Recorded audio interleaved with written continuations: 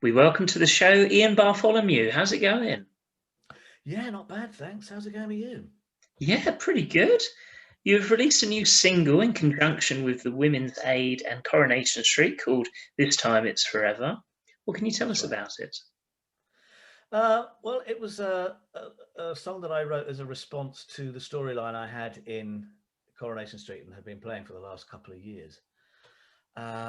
Just at the beginning of lockdown, when cases of domestic abuse were going through the roof and women were dying, families were being rent asunder.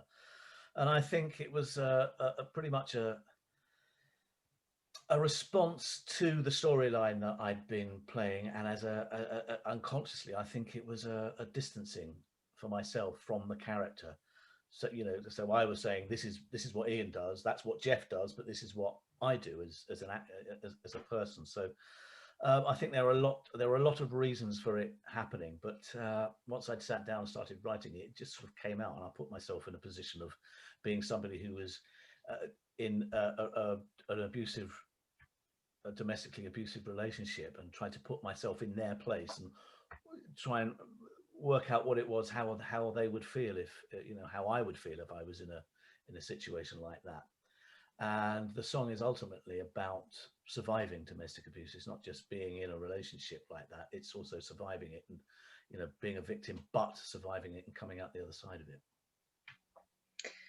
Yeah, and did you know which direction your character Geoff Metcalfe was going to take in Coronation Street when you started? Well, well, I knew early on that he was going to turn dark, but I didn't know quite how dark, exactly how bleak it was going to be further on down the line. But I was prepared for it in some ways, but I certainly wasn't prepared for the unpleasantness that he has been perpetrating on Yasmin for quite some time now. He really is a very deeply unpleasant man, isn't he? Yeah, it didn't start off that way, did it, really? No, he was a bit of a bumbling fool. The Jeffster, everybody's best mate, walking, into the pub, and there he'd be, buying drinks for everybody, telling a joke, telling them all about his magic act and his hospital radio DJing, and generally being everybody's mate and Tim's dad. But as soon as he met Yasmin, he then got locked into this sort of codependent relationship, and they're obviously both vulnerable, damaged people who found each other and who relied on each other. And that love for Geoff turned into something really dark and bleak and unpleasant because of his own insecurities and vulnerabilities, and his inability to understand what a real relationship is like. It was done in a very clever way, though. I think it wasn't quick, was it? It was quite gradual. No, I mean, usually with soap stories, they are in and over and done with in a few weeks. But the reasoning behind what we tried to do with the story was to show it as honestly and as real as we possibly could. And these things take time, because the victim often doesn't realize they're in this situation until it's too late, and then suddenly they understand that they're completely cut off from everybody. They have no self-esteem, they have no confidence, they can't get out of it because they think this is normal life, and they think that this is the same for everybody. After a while, it becomes so insidious that they find it very, very difficult to find a way out. And you wrote This Time It's Forever during lockdown. Have you always had a passion for singing?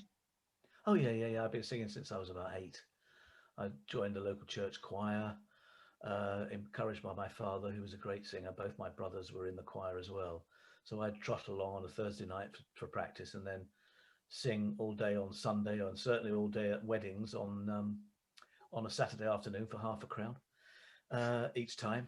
So it was a little bit of pocket money for me. But I went from there on to secondary school, where I was doing a lot of singing there in little operas and stage shows and musicals and all sorts of stuff. And it just snowballed from there on in. I joined an amateur dramatic society, went to drama school, did a musical theatre course. So it's been something that I've always done. I've always been involved with music, and I play and I write, and have done since I was about 15 or 16. So I played in bands all over the country, all over Europe, and in the United States as well. So it's something that's constantly with me. It's not something new, but if I'm honest, it's what I'd really like to do if ever, you know, you give me a fantasy, it would be standing up in front of a rock band in a very, very large venue, shouting my head off and having a good time.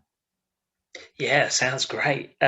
So, do you find sometimes it's hard for people to separate characters they see on the TV to the real actors who play them?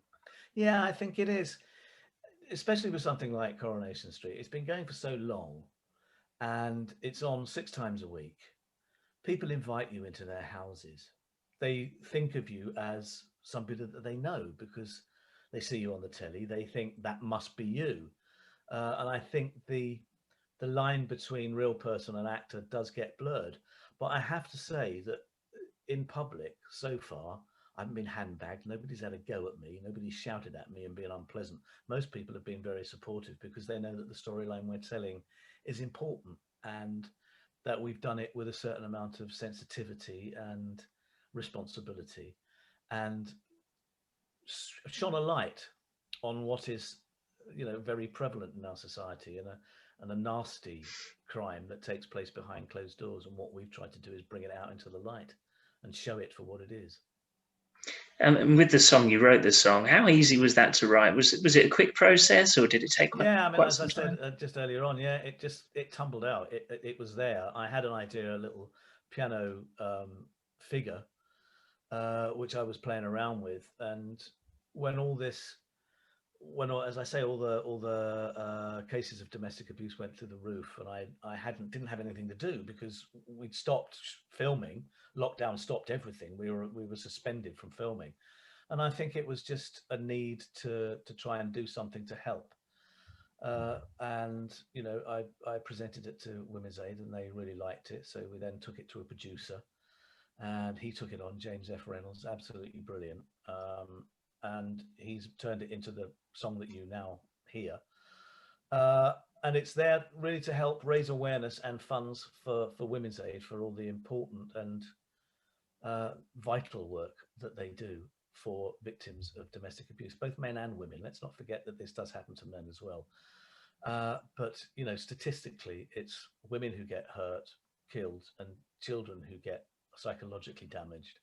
And I think as a society, we've got to take responsibility, and as individuals, we have to take responsibility for this situation. Geoff Metcalfe must be a hard part to play, but it also must be a rewarding acting experience, challenging. Challenging, I think, is the right word. Rewarding is Not the right word. not the right Challenging. word. Challenging, I think, is, yeah. I mean, Challenging. people say to me, "Oh, you're playing the baddie. Must be great fun." Well, in this situation, I can't agree with them. I think a baddie's great fun to play if the baddie knows that he's a baddie, and therefore he's playing it to the hilt. Geoff doesn't know he's a baddie. He's just a damaged. He's a damaged man, and there's a psychological disconnect somewhere that doesn't allow him to feel in any way empathetic towards other people. He's a narcissist. He's almost a psychopath, you know. Sociopathology is not his socio. I can't even say it, you see, let alone know what it means. But you know, he's not right, and so it's been a challenge. And playing opposite Shelley, who's been absolutely brilliant, and watching her destroyed in front of me every time or Geoff rather is horrible to her, has not been easy, I have to say. And I've read what's going to happen tonight. He seems a very cunning character as well. Yes. Oh, yes. He's very quick, and it's all about self-protection, and it's all about him. And if it's not all about him, that's when he gets angry. He loses control, and he can become rather vicious and mean. He hasn't really been violent in any way, especially. It's all psychological. So he does play. He does play on people's emotions. His son, his wife, everybody around him. You know, he's not right. He's nasty. He's a nasty piece of work. I really don't like him, I have to say. Yeah, that's interesting, isn't it? Is this the first time you've played a part where you really don't like the character? Well, people always tell you you've got to find something you like in the character. Well, I can't find anything about Geoff that I like. Maybe a couple of his shirts, but that's just about it. Have I ever played anybody I don't like? I played a character a few years ago that is a combination of Al Capone and Hitler, So Wow. that was interesting, but that was much more. That was in the theatre, so it's a much more theatrical construct. That was much more about this man knowing that he was evil and was playing it right as much as he could, right to the hilt. But playing Geoff, no, has not been a great deal of fun. Well, as we say, he's a character that people love to hate, isn't he? Really, I mean, yeah. I believe that he makes people's blood boil when he comes on the screen. That's good. It means we're doing something right. We're getting people's attention, and if we get people's attention, we can get the message out there that this is not right. This is not a good thing to do to people.